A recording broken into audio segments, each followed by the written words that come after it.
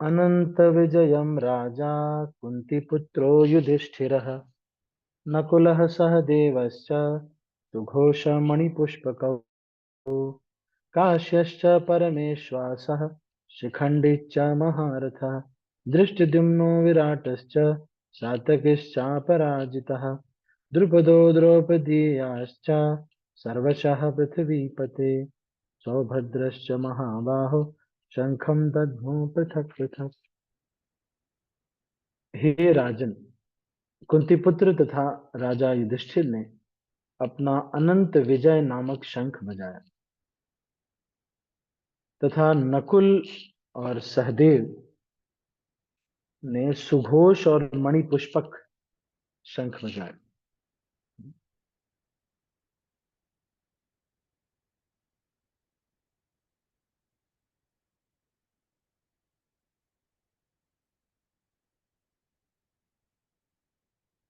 तो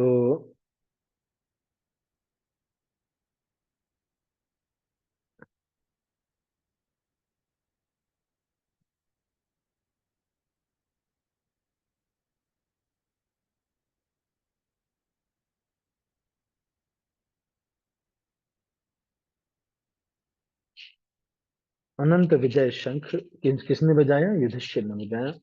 नकुल तथा सहदेव ने सुघोष और मणिपुष्पक नामक शंख बजाए। महान धनुर्धर काशीराज परम योद्धा शिखंडी धृष्टद्युम्न अजय सात्यकी द्रौपदी के पुत्र तथा सुभद्रा के महाबाहु पुत्र आदि सबों ने अपने अपने शंख बजाए। तो सबने शंख बजाए। संजय ने राजा धृतराष्ट्र को अत्यंत चितराई से यह बताया कि पांडु के पुत्रों को धोखा देने तथा राज्य सिंहासन पर अपने पुत्रों को आसीन कराने के यह अविवेकपूर्ण नीति श्लाघनीय नहीं थी।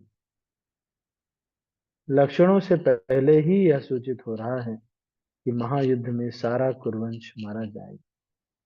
भीष्म पितामह से लेकर अभिमन्यु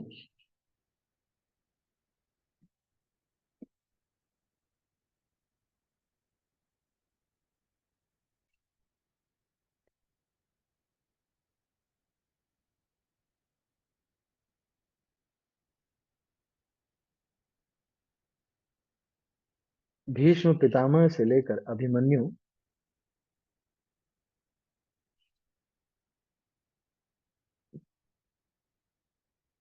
तक अभिमन्यु तथा अन्य पौत्रों तक विश्व के अनेक देशों के राजाओं समेत उपस्थित सारे के सारे लोगों का विनाश निश्चित था।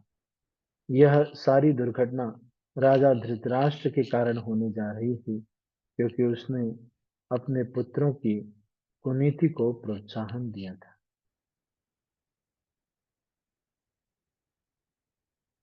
तो यहाँ पर चतुराई से संजय ये बता रहे हैं कि ये सारे जो शुभ लक्षण हैं वो पांडवों के विजय होने के लक्षण दिख रहे हैं, और आप ये धृतराष्ट्र जी को वो सचेत कर रहे हैं। तो यहाँ हमें सीखने को ये मिलता है कि कोई जो मंत्री पद पर होता है या कोई निकट व्यक्ति होता है, उसको सत्य बात विनम्रता से कह देना है। इस सत्य को छिपाना भी नहीं चाहिए, लेकिन इस सत्य को कह देना चाहिए। अब इसको कहने का तरीका हो सकता है हमको चुनना पड़ेगा। वैष्णव संप्रदाय में जैसे कि मान लीजिए कि कोई चोरी करता है, वैष्णव है लेकिन चोर है, आपको पता चल गया कि वो चोर है।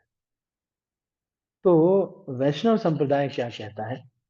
सबसे पहला जो अगर सबसे पहला जो कार्य है वो तो ये है कि चोरी उसको मानने ही नहीं चाहिए। हमेशा ये सोचना चाहिए कि गलती से हो गया होगा या कुछ गड़बड़ से हो गया होगा।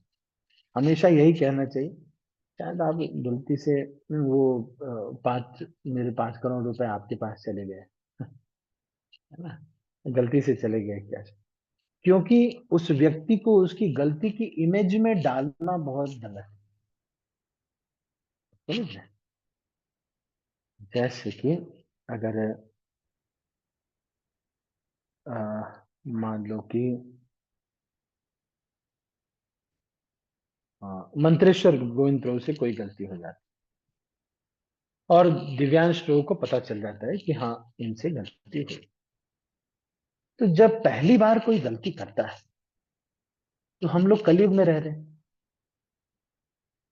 तो अब जग जाहिर उसको सुधारने के लिए अगर हमें अथॉरिटी दी गई, उसने माना है कि आप हमारे अथॉरिटी, तब उसको हृदय थोड़ा व्यक्त कर सकते हैं, उनसे कह सकते हैं कि ऐसे नहीं, पर्सनली उनको कहना है, या उनके जो सुपीरियर हैं, उन जो उनसे प्रेम करते हैं उनको कहना।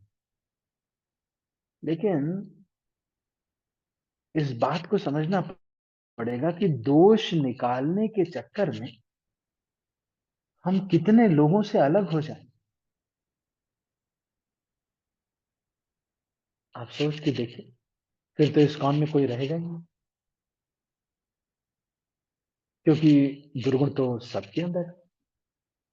हम ही कौन सा दूध के धुले। पद्म पुराण में ये कथा आती है। एक बार राजा लोगों ने कहा, बहुत हो गया, अब हम ऋषि महात्माओं को दान नहीं करेंगे, क्योंकि ऋषि महात्मा अब कलयुग आ रहा है, ऋषि महात्मा सब बेकार हो गए, सब कोई अब ठीक ऋषि महात्मा नहीं है, किसी को ढंग से मंत्र वंत्र नहीं आता है, इसलिए हम इसको छोड़ रहे हैं, अब से दान नहीं करेंगे, केवल शुद्ध ब्राह्मण को ही हम दान करें, जो केवल और केवल भगवान की सेवा में लगे हैं, पठन पाठन यजन याजन यही कर रहे हैं, केवल उन्हीं की को ही हम दान करेंगे और किसी को नहीं दान करेंगे। तो ऋषि महात्माओं ने कहा कि ठीक है, हम भी केवल शुद्ध ही दान लेंगे, इस केवल एकदम शुद्ध व्यक्ति से ही दान लेंगे, और कोई भी क्रियाकलाप पूजा पाठ जो कुछ भी होगा केवल शुद्ध व्यक्ति का ही करवाया जाएगा, और किसी पापी व्यक्ति का नहीं कराया जाए। आप सोच रहे हैं, तो ना हम ही शुद्ध हैं ना वो ही शुद्ध है। कई बार हम अगर सुपीरियर पोजीशन में होते हैं, तो हम बहुत स्ट्रिक्ट हो जाते हैं, एक गलती किया नहीं कि मैं एकदम स्ट्रिक्ट हूं, मैं एकदम स्ट्रिक्ट हूं। अरे, हमारे इस राधेश्याम प्रभु कहते हैं, are you qualified to take that much of surrender, are you qualified to take that much of surrender. ये बात को समझना चाहिए। तो कई लोग ऐसे होते हैं ना, कई काउंसलर्स ऐसे होते हैं, वो कहते हैं, एक शब्द मेरे मुंह से निकला ना, उसका अगर आपने अवहेलना की, अगर अवहेलना की, तो ब्रह्मा, तो क्या, तो एकदम आपका जिंदगी नरक बना दूंगा। क्यों भाई? Are we so qualified, is are the counsellors so qualified that they want so much of surrender? Some level of surrender should be there, because we are also not there. And gradually जो शिष्य हैं या जो भक्त हैं, जो उनको तो यही सोचना चाहिए कि हम 100% ट्राई करेंगे, लेकिन हमको जो है हाँ, इस तरह का एक्सपेक्टेशन नहीं रखना। Having wrong expectations is the problem. हमारे हिज ऑनेरेंस राधानाथ स्वामी महाराज कहते हैं कि 50% of our problems is because of having wrong expectations from right people, and 50% of the problems are because of having right expectations from wrong people. कई लोग अपने husband wife relationship में भी काफी ज्यादा एक्सपेक्ट करते हैं, बहुत ज्यादा एक्सपेक्ट करते हैं, क्योंकि कई बार बहुत क्लोज रिलेशनशिप होता है, तो हम सोचते हैं कि अब वो, अब हर समय थोड़ी ना फूल लेकर के हमेशा बैठे रहेंगे माता जी, प्रभु जी आएंगे, फूल फेंकेंगे, फूल फेंकेंगे, फिर रास्ते भर फूल, फिर तिलक करेंगे, तुरंत दूध का ग्लास, चाय का ग्लास, पानी का ग्लास, जूस का ग्लास सामने प्रस्तुत हो जाएगा, उसके बाद फिर पैर दबा करके वो माता जी कहेंगे, हे प्रभु, आदेश मेरे लिए क्या आदेश। ऐसे नहीं होगा, सारे जीवन ऐसे करना आसान है। अगर हम अपनी आशा को नीचे नहीं करें, तो आप देख रहे हैं, एक जो क्लोज व्यक्ति होता है, जो क्लोज व्यक्ति होता है, उसको उसको उसको बड़ी संभाल करके उसके दोषों को बताना चाहिए किसी व्यक्ति। और हम इतने ज्यादा अपने को योग्य नहीं समझना चाहिए। तो बहुत ज्यादा आशा कर लेने पर फिर बहुत दुख होता है। सोच के देखिए, हम जीव हैं, वो भी जीव हैं। वो जीव स्वतंत्र होने के लिए ही यहाँ पर आया। भगवान का अंश है, वो स्वतंत्र है। तो हम इतना नियम अगर लगा सके तो बहुत अच्छी बात है। वो लगा, वो पालन करें। अपनी तरफ से तो शिष्य को यही समझना चाहिए कि जो भी प्रभु जी बोल रहे हैं जनरली भी, वो मेरे लिए पर्सनली इंस्ट्रक्शन है, मुझे इसको करना है। कभी भी किसी की भी गलती से उसको पहली एक दो गलती से तीन गलती से उसको इस इमेज में नहीं डाल देना चाहिए। उस इमेज में नहीं डाल, तो ऐसे स्टेटमेंट नहीं देने चाहिए। जैसे मान लो किसी ने आपको बोला कि भाई मैं 5 बजे आ जाऊं, तो आपने कहा कि ठीक है, ठीक है, ठीक है, 5 बजे आ जाए। वो 5 बजे नहीं आए, वो आए 7 बजे। मान एक बार ऐसे गलती हो गई, तो हमने उनको फोन किया, कहा प्रभु जी, आपके अंदर प्रभुपाद के प्रति कोई डेडिकेशन है? हम मीटिंग रखते हैं 5 बजे, आप आते हैं 7 बजे। अरे आपको अपने सब अपने बहुत सारे काम है, आपको कोई समझ में नहीं आता? You don't have any dedication towards Prabhupada. अरे भैया, इतनी जल्दी इतना बड़ा निर्णय ले लिया कि इस व्यक्ति का प्रभुपाद के प्रति या फिर किसी भी शिष्य के प्रति कोई डेडिकेशन है ही नहीं, कमिटमेंट ही नहीं है आपका। अरे रुको जरा, अभी तो एक ही गलती हुई है। एक गलती में, एक गर्लफ्रेंड बॉयफ्रेंड रिलेशनशिप में उन्होंने, एक माता जी ने अब वो कुछ ऐसा होता है ऑफिस कल्चर में, ऐसा होता है कि कुछ आफ्टर पार्टी होती है। मतलब पार्टी 10 बजे तक चलती है, उसके बाद से 10 बजे से 4 बजे तक एक और पार्टी करते हैं। कुछ ऐसे आजकल का नया कॉर्पोरेट कल्चर चला हुआ। तो हाँ, अब वो दोनों रिलेशनशिप में थे, दोनों डिवोटी तो नहीं है, पर रिलेशनशिप में थे। तो मेरे पास से सिचुएशन आया। तो एक दिन माता जी चले गए आफ्टर पार्टी। अब उनके बॉस ने बहुत ज्यादा प्रेशर किया होना, सबने प्रेशर किया होना, और भी माताएं थी वहां पे सब। अब भाई जी एक आफ्टर पार्टी, आजकल का कल्चर हो गया है ये, फॉरेन में ये सब होता है। तो हम अब ये सोचे कि राम जी ने एक कथन पर धोबी के तलाक दे दिया या फिर छोड़ दिया था। आप राम जी हो?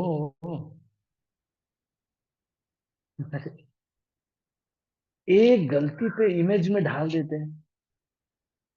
पहली गलती तो ऐसे बोलना चाहिए, मुझे ऐसा समझना, ऐसा आपसे कोई गलती नहीं होगी, मुझे ऐसा लगा।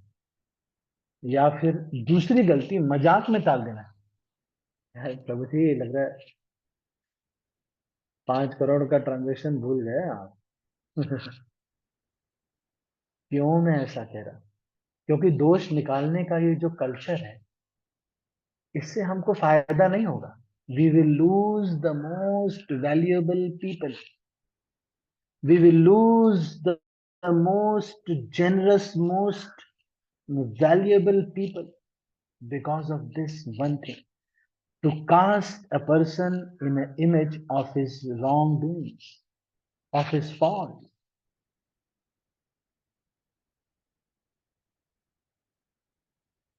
जब एक गलती, दो गलती कर दिया, तीसरी गलती तक भी ये सोचना चाहिए वही गलती कर रहा है। अगर सिखाइए, तीसरी गलती पर तो सिखाइए। तो ये शायद ऐसे करना होता है, ऐसे करके देखें ना, शायद बहुत अच्छा। That is the third step.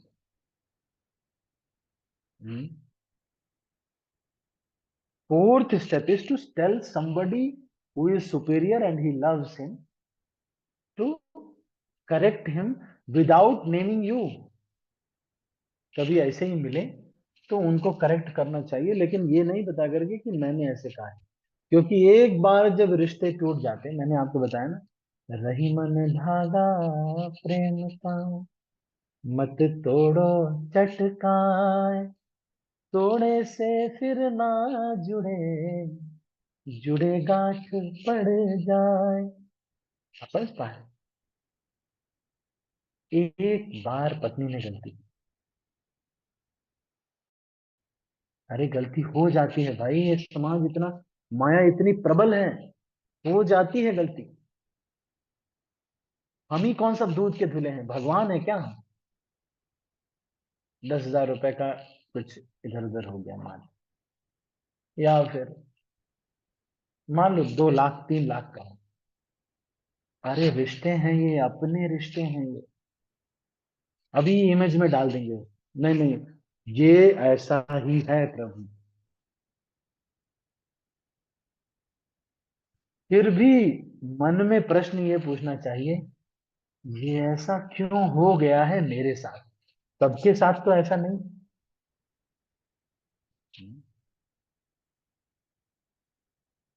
तो अलग अलग यहाँ पर शंख बजा करके, बजाने की घटना को संजय ये बता रहे हैं, एक इनडायरेक्ट तरीके से इंफॉर्मेशन कन्वे तो कर रहे हैं, लेकिन देखो ये नहीं कर रहे कि तुम लोगों की हार होगी, तुम लोगों ने गलत, जान रहे हैं राजा हैं, दिल टूट जाएगा। तो इसलिए पैलेटेबल तरीके से लेकिन सत्य बता रहे हैं। तो क्या कह रहे हैं? हाँ, कुनीति को प्रोत्साहन दिया था। सघोषोधार्तराष्ट्राणां हृदयानि विदारयत् नभश्च पृथिवीं चैव। अच्छा, मैं ये बता रहा था स्टेजेस ऑफ फॉल्ट फाइंड। क्या स्टेज है? अगर आपको सच में दोष दिखता है तो पांचवा स्टेज ये है कि आप, पहला स्टेज तो ये है कि उनकी गलती नहीं, चाहे, अरे किसने आप ऐसे निकल गया होगा या फिर कुछ ऐसा। अच्छा, हमें ऐसा सुनाई दिया, ऐसा आपने तो नहीं कहा होगा, हमें ऐसे लग रहा है। बल्कि उल्टा ये कहना चाहिए, मान लो आपसे 10,000 रुपए किसी की बाकी है, अपना है वो कोई, तो उसको बोलना चाहिए कि प्रभु जी, ये शायद मुझे आपको शायद कुछ देने थे, 10,000 रुपए शायद, हाँ? या 15,000 कुछ ऐसे बाकी था मेरा आपको, आपको मुझे देना था। तो बोलेंगे नहीं नहीं, आपको नहीं देना था, अरे आप भूल गए, मुझे देना था आपको। तो इसमें आप देख रहे हैं, आप उस व्यक्ति को उस इमेज में ढाल नहीं रहे। या तुम चोर हो, 10,000 चुराया, इतने दिन से बोल नहीं रहे, क्योंकि इमेज में ढालने पर ऑपरेशन सक्सेसफुल, पेशेंट डाइड। इसलिए पैसे दिए थे, इसीलिए ना कि संबंध और अच्छे हो जाए, इनको जरूरत थी इसलिए दे दिए। तो फिर संबंध अच्छे ही तो करना ही तो ऑपरेशन सक्सेसफुल है। और फिर पेशेंट मर गया आगे, तो क्या ऑपरेशन सक्सेसफुल है? संबंध ही खराब हो गया, तो ऑपरेशन सक्सेसफुल किया करके क्या करेंगे, अचार डालेंगे? इस संबंधों के विज्ञान को सीखना चाहिए भगवद गीता से। आचरण के सिद्धांत को, विज्ञान को सीखना चाहिए भगवद गीता से।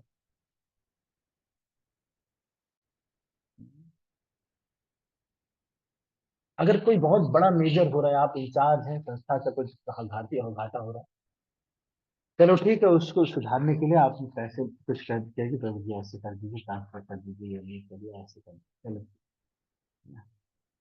लेकिन कभी ये नहीं समझना चाहिए कि ये तो चोरी है, ये चोरी ही करेगा, जीवन भर ये चोर ही है। अरे भाई, सब शुद्ध हो जाते हैं। एक बार बालगुन तो समझा रहे थे, बोलते हैं this ISKCON movement is just like, कोयले की बहुत सारे, हाँ, गोपाल कृष्ण स्वयं हो रहा है ये समझा रहे।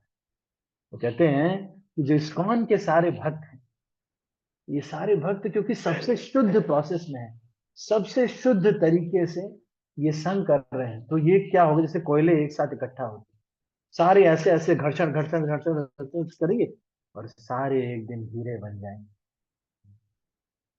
एक दिन देखना सारे हीरे बन जाएंगे। महात्मा प्रभु की प्रेयर वो याद आती है ना, आई वॉज शॉक। महात्मा प्रभु कहते हैं कि मैं शॉक था गोलोक में जा करके, मैंने देखा कि वो व्यक्ति जिसने भगवान के लाखों रुपए चुराए थे वो भी वहां गोलोक में है। एक वो व्यक्ति जो मंदिर से नल चुराता था वो भी वहां पर है। एक व्यक्ति जो वैष्णव के प्रति बहुत अपराध करता था वो भी गोलोक में मिला मुझे। एक व्यक्ति वो जो अ, बहुत हम लोग समझते थे कि ये बहुत छोटा भक्त है, हमेशा इसको झाड़ू पोछा का काम दो, इसको ऐसा कुछ काम दो, मेन जो लीडरशिप है वो मैं लेता था, और उसको नहीं देते तो उसको भी वो भी मिला वहां पर। हम सोच रहे थे इसका भक्ति तो हो नहीं रहा है, दिन भर झाड़ू पोछा ही लगा रहा है। एक वो भी व्यक्ति मिला, माला वाला भी नहीं कर रहा था, मंगलारती में भी नहीं आता था, वो भी गोलोक में मिला। और मैं बहुत शौक था ऐसे लोगों को देख करके गोलोक में। तो महात्मा प्रभु कहते हैं, और जानते हो वो सब लोग भी बहुत शौक थे इसको देख करके, मुझे देख कि ये कैसे आ गया गोलोक में। तो ये चीज को समझना चाहिए, कभी भी किसी को कास्ट इमेज में कास्ट नहीं करना चाहिए, और पैलेटेबल तरीके से बताना चाहिए। ये तो ये भी कह सकते हैं कि भाई फर्स्ट स्टेज में तो ये एक्सप्रेस, ये कह सकते हैं आप, ये शायद गलती से ऐसा हो गया, मतलब आप ऐसे नहीं हो लेकिन ऐसे हो गया हो। सेकेंड स्टेज हंसी हंसी में उड़ा दिया। अब ये 10 करोड़ आपके पास है, मेरा होगा तो मान लीजिए 10,000 तो 10 करोड़।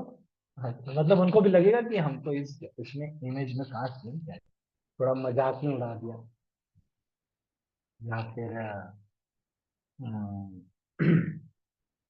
फिर थोड़ा सा उनको पहले तो ये बता दिया, थोड़ा सा मजाक में ले लिया, नहीं तो फिर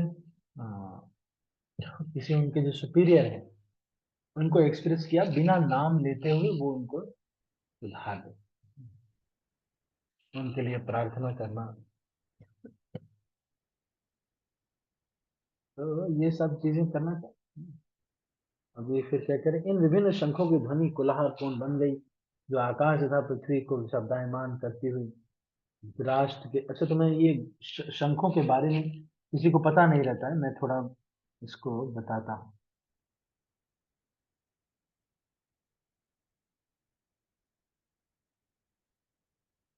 तो ये अनंत विजय जो शंख होता है,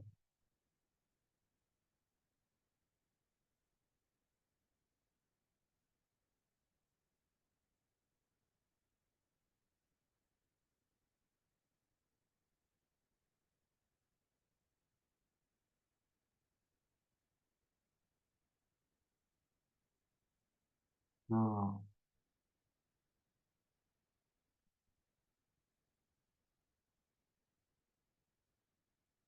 देवदत्त शंख जो है अर्जुन के पास था, ये वरुण देव ने उन्हें दिया था। ये दुर्भाग्य को नाश करने वाला होता है ये शंख, और ये शंख जो है न्याय क्षेत्र में विजय दिलवाने के लिए किया जाता है।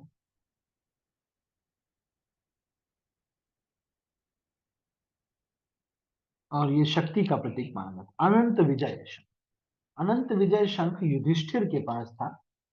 अ, अनंत विजय का मतलब है अनंतहीन जीत। ये शंख बजाने पर हर कार्य में विजय मिलती है। तो इस धरती पे ये प्रकार का जो शंख है, ये तो एक प्रकार है, अनंत विजय उसका नाम नहीं है, ये एक प्रकार का शंख है। इस प्रकार के और भी बड़ी बड़े बड़े शंख होते हैं। तो कैसे कैसे प्रकार के शंख होते हैं? अ, समुद्रज, कंबु, सुनाद, पावन ध्वनि, कंबोज, अब्ज, त्रिरेख, जलज, अर्णोभव, महानाद, मुखर, दीर्घनाद बहुनाद, हरिप्रिय सुरचर जलोद्भव, विष्णुप्रिय धवल, स्त्री विभूषण पांचजन्य, अर्ण वभव, इस तरह के नामों से शंख को जाना जाता है। ठीक है, तो ये कुछ ये शंख के बारे में मैंने आपको बताया। और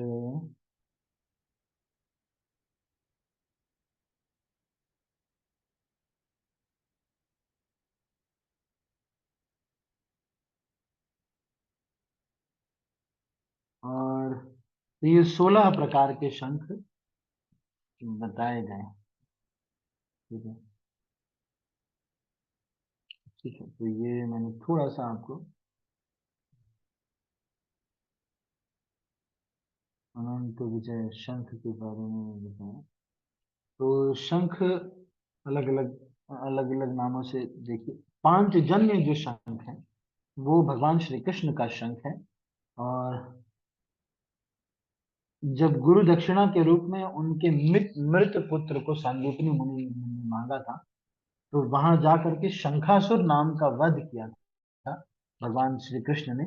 और उसका जो शंख था, उसके जो ऊपर का कवर था, वो रह गया था, शंख खोल उसका रह गया था।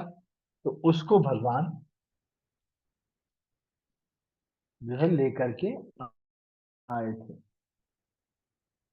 यही पांच जन्य शंख। फिर अनंत विजय जो शंख मैंने आपको बताया, अ, ये जो शंख था इसकी मैंने बताया अनंत विजय प्राप्त करने के लिए, और इसकी आवाज अनंत तक जाती थी। और ये जो शंख था इसको साक्षी मानकर चारों पांडवों ने दिग्विजय किया था।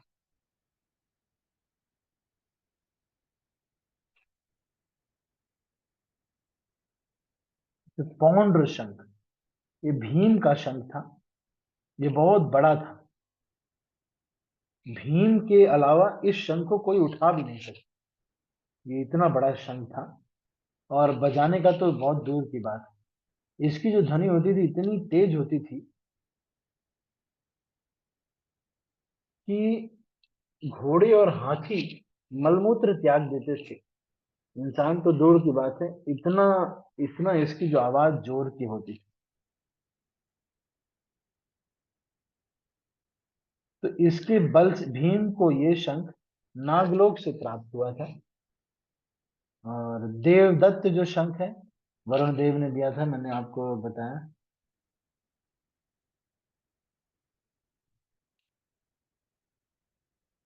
सुघोष, ये मणि नकुल का शंख था।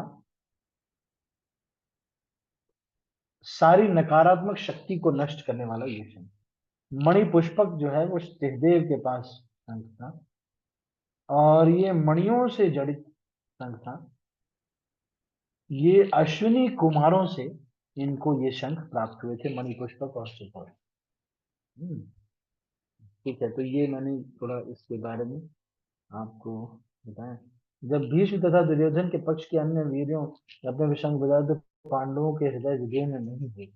ऐसी घटनाओं का वर्णन नहीं मिलता, किंतु इस विशिष्ट श्लोक में कहा गया है कि पांडव पक्ष के शंखनाद से धृतराष्ट्र के पुत्रों के हृदय विदीर्ण हो गए।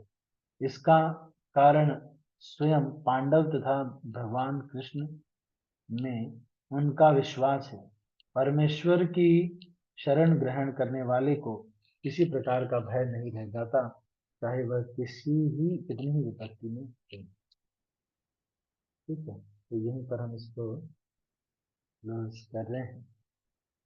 और हमने आज इसके बारे में चर्चा किया, श्रीमद् भगवद गीता के इसके श्लोक के बारे में 16, 17, 18, 19 श्लोक हमने चर्चा किया। 20वें श्लोक से आगे चर्चा हम करेंगे।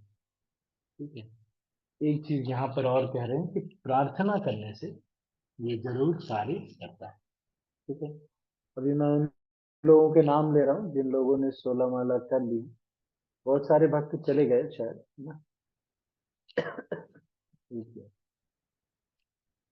इससे पहले किसी का कोई प्रश्न है? Any question? किसी का कोई प्रश्न है तो पूछ सकते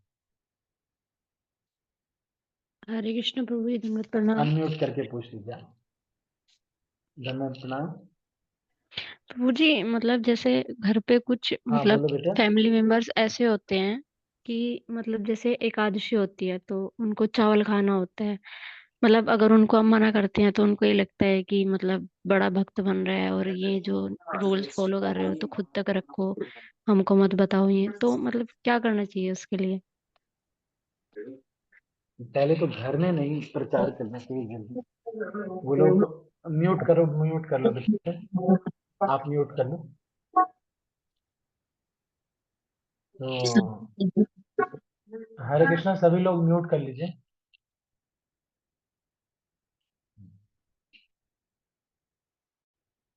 तो घर में उनको प्रेम देना है, उनको मंदिर लेके जाना है। वो फिर बोलें कि हाँ ये हमें करना है, ठीक है ठीक। वो खुद ही करने लगे किसी भक्त के द्वारा कहने पर, वो ठीक। लेकिन हम जबरदस्ती करेंगे करो माला, माला कर माला, वो ठीक नहीं, क्योंकि वो फिर वो विद्रोह घर में होगा। और जो प्रेम है वो समझेंगे कि ये इसका मानदंड यही है कि माला करें तभी प्रेम होगा, नहीं तो नहीं। जबकि ऐसा नहीं है। और ये जो परिवार वाले हैं, तबीयत खराब होगी तो कौन आएगा हमारे, यही होगा। तो इसलिए प्रयास करना चाहिए और तरीके से। दो चीजें आपको बताता हूँ ना भक्त बनाने के लिए। तो दो चीजें याद करना। एक तो एक शब्द याद करना है, baby steps. Baby steps, baby steps मतलब हर एक व्यक्ति को छोटा छोटा कदम देना चाहिए। कैसे ये करना है, ये करना, तो बड़ा कदम एक साथ नहीं कर पाता। दूसरा चीज ये है कि हमको, हाँ, एक तो बेबी स्टेप देना चाहिए। दूसरा चीज, love me love my philosophy. जो हमें प्रेम करता है वही हमारी बात माने, इसलिए उनको प्रेम देना नहीं। तो love me love my philosophy and and baby steps है ना, छोटे छोटे स्टेप्स है ना। तीसरा एक और चीज बहुत इंपॉर्टेंट है। एक तो लव, दूसरा बेबी स्टेप, और तीसरा है सुकृति। गिव देम सुकृति। अब किस तरह से, मान लो कोई व्यक्ति नहीं अभी भक्त बन रहा है, लेकिन उसको सुकृति देने का तरीका, थोड़ा प्रसाद खा लेंगे, थोड़ा जाओ इनको छोड़ के आ जाओ, है ना। कोई प्रभु जी आए घर पे, उनको थोड़ा सा सुकृति। तो सुकृति, बेबी स्टेप्स, और love me love my philosophy, उनके लिए छोटा कदम अगर ले, तो वो पूरा हो जाए। ये आप समझ पा रहे हैं ना। तो किसी को भी, जब परिवार वाले भी हैं जो ये स्वीकृति कम है, हल्का सा प्रयास किया, वो नहीं करें तो ज्यादा खींचो मत। ज्यादा खींचेंगे तो वो सोचेंगे कि अरे अब इतना प्रेशर हो गया, अब इसके साथ रहना पड़ेगा, तो अब मेरी बेटी तो अब हमको माला करवा के ही छोड़ेगी। हिमालय में भी माला आती है, तो हिमालय पे लेके जाएगी। इसलिए थोड़ा थोड़ा करके उनको प्रसाद देना है, जो उनको अच्छा लगता है प्रसाद देना है। हरे या कृष्ण प्रभु जी, प्रभु जी एकादशी के दिन भी चावल खाना नहीं छोड़ते हैं, चावल खाते हैं। तो अगर उसके लिए मना करते हैं तो फिर चिल्लाते हैं ऊपर से हमको ही। हाँ, तो आप ऐसे नहीं मना करना। एकादशी के दिन वो चावल खाते हैं, तो आपने क्या किया, मंदिर में ले गए, या कुछ अल्टरनेटिव पकवान भी बना दिया।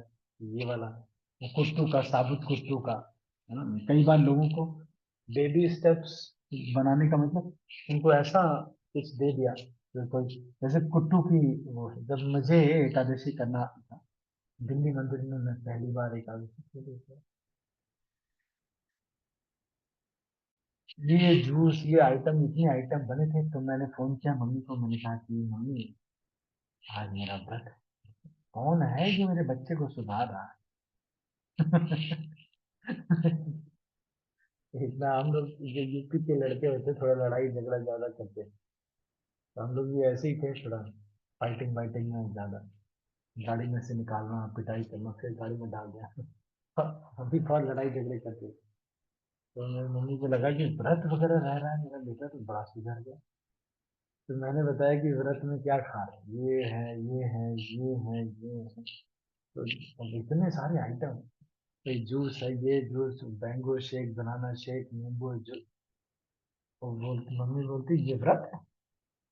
ये क्या व्रत है? इससे तो बदहजमी हो जाएगी। हमने ना प्रयास कर बेटे, जो हम सोचो ये, आप एक, जब हम किसी को हम भक्त बनाते, हम बहुत बड़े दया का एक माध्यम बन गए। उसकी जन्म मृत्यु के चक्र को खत्म करना चाह रहे हैं हम, किसी को भक्त बनाकर बहुत बड़ी दया उसके ऊपर कर रहे हैं, बहुत बड़ी दया का एक माध्यम बन रहे हैं। और उसको छोटे कदम देना, इतना कर दो, हाँ हाँ हाँ। धीरे धीरे, कोई बहुत महान भक्त है तो वो पहली बार में बोल भी नहीं सकते। कोई बहुत सीनियर डिवोटी है, वो बोल रहे प्रभु जी चलो कल से तो 16 माला कर भी लेते हैं। रिश्ते को ज्यादा महत्व देना है चीजें लेने की अपेक्षा। मैंने आपको 3 चीजें बताई। One is Sukriti, second is baby steps, third is love. If you love me, love my philosophy. जो मुझे प्रेम करता है वो फिर, अब जैसे मेरा एक उसमें गूगल में फ्रेंड था, श्रीकांत। अब हमारा फ्रेंडशिप बहुत अच्छा था, तो वो जहाँ बोलता था मैं भी जाता था। उसको राम मंदिर जाना, वहाँ गूगल ऑफिस के बाहर एक यहाँ राम मंदिर है श्री संप्रदाय का, तो वहाँ जाना उसको बहुत अच्छा लगता था एकदम। हम्म। तो ज्यादा तो दोस्ती अच्छी थी। फिर मैं जब कहता था कि ये करो वो करो, तो वो भी करता था। फिर हम 1 घंटे का मीटिंग शेड्यूल कर लेते थे ऑफिस टाइम में भगवत गीता पढ़ने की। वो भी हेल्प करता था, भाई प्रेम से कर रहे हैं ना।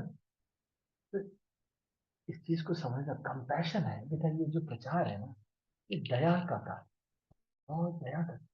सोचो आप, भले आपके रिश्तेदार ही क्यों ना हो, लेकिन उनका भाग्य है कि आपके ये बहन बनी या भाई बना, क्योंकि आप हरिनाम साधक बन गए। क्योंकि आप हरिनाम देने लगे, उनका बहुत भाग्य है कि आपसे रिश्ते में है वो। जैसे चैतन्य महाप्रभु के एक भक्त थे, सार्वभौम भट्टाचार्य। सार्वभौम भट्टाचार्य के एक रिश्ते में थे। तो रिश्ते में जो भी थे उन सबका उद्धार चैतन्य महाप्रभु ने। इनफैक्ट आप देखेंगे कि प्रियव्रत महाराज के, मतलब मनु, स्वयंभू मनु के जितने भी पुत्र, प्रहलाद इत्यादि जो भी हैं, प्रहलाद महाराज का उद्धार किया, बलि का भी उद्धार किया। नारद मुनि उनके पूरे खानदान के पीछे पड़ गए, सबका उद्धार कर दिया। तो ये चीज तो समझना चाहिए ना बेटा। ये तत्वतः देखना चाहिए क्या कार्य हम कर। तो गिव देम बेबी स्टेप, छोटे स्टेप्स देने, बहुत बड़े स्टेप्स नहीं देने। और या फिर अगर मान लो उनको खाने के लिए कुछ है ही नहीं, ये भी नहीं खाओ, वो भी नहीं खाओ, वो भी नहीं खाओ, तो क्या खाएं? इनको दो ना कुछ खाने के लिए। अगर हम उनको, जैसे हम हमारे यहाँ जब नवरात्रे होते थे, हम और उत्साहित होते थे। इसलिए नहीं, छोटे थे हम, हमसे कोई नहीं कहता था कि मैं रहो नवरात्रि। लेकिन हम बहुत नवरात्रि लेते थे, क्योंकि वो सिंघाड़े का हलवा काट काट करके मिलता था, और वो कचौड़ियाँ सिंघाड़े की आलू के साथ, वो चटनी के साथ, नए नए आइटम खाने को मिलते थे। और खूब खूब नवरात्रे हो रहे हैं, तो उस तरह का अल्टरनेट भी तो उनको देना। ठीक है, ठीक है तो। ठीक है बाबू जी। हरे कृष्णा। हरे कृष्ण। और कोई अनम्यूट करके पूछ सकते हैं, कुछ पूछना हो।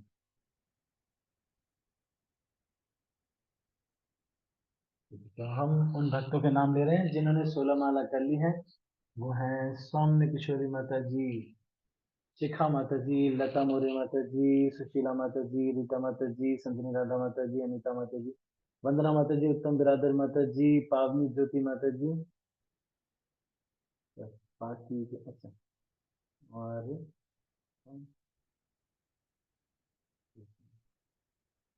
हरे कृष्णा प्रभु जी, शाश्वत दंडवत प्रणाम। नीलम माता जी, सुमन भल्ला माता जी की हो गई, सती की हो गई। और हाँ बोलिए जयपुर कुछ कह रहे हैं आप? हाँ प्रभु जी, हमीरपुर जो है ये सोलन से कितना होगा प्रभु जी? 8 घंटे का रास्ता, 8-9 घंटे। सोलन से भी प्रभु जी? सोलन से 2 घंटे शिमला, शिमला से मान ऐसे ही है। ज्यादा नहीं है, नहीं 5-6 घंटे का रास्ता। आप आ रहे हैं सोलन?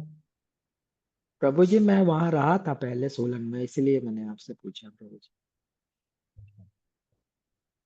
सर जी आप सब लोग वेलकम हैं। वैसे हम प्लान कर रहे हैं कुछ, थोड़ी गर्मियां हो जाएंगी तो फिर यहाँ का हिमाचल प्रदेश का ही कैंप करेंगे 2-3 दिन का यहीं हिमाचल में। हो सकता है बर्फ में भी जाए।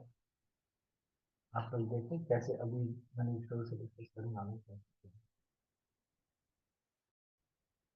ठीक है, बाकी भक्तों को भी प्रयास करना चाहिए, 16 माला आप समय को कर लीजिए। ठीक है, हम अभी इसको यहीं पर समाप्त करते हैं। मैं सब भक्तों को अनम्यूट कर रहा हूँ और फिर इस मीटिंग को क्लोज कर। हरे कृष्ण। तेरा हरे प्रभुपाद की कृष्णा। जय। और भक्ति हरे हरे कृष्णा कृष्णा प्रभु प्रभु जी। जी दंडवत प्रणाम। हरे कृष्ण हरे प्रभु जी कृष्णा प्रभु जी, प्रणाम प्रभु जी माता जी, दंडवत प्रभु जी सभी को दंडवत प्रणाम। हरे कृष्णा प्रभु जी, दंडवत प्रणाम। हरे हरे कृष्ण कृष्णा। प्रभु जी दंडवत प्रणाम। हरे कृष्णा। हरे कृष्ण प्रभु जी दंडवत प्रणाम। हरे हरे कृष्णा प्रभु जी दंडवत प्रणाम। हरे कृष्ण प्रभु जी दंडवत प्रणाम। हाँ।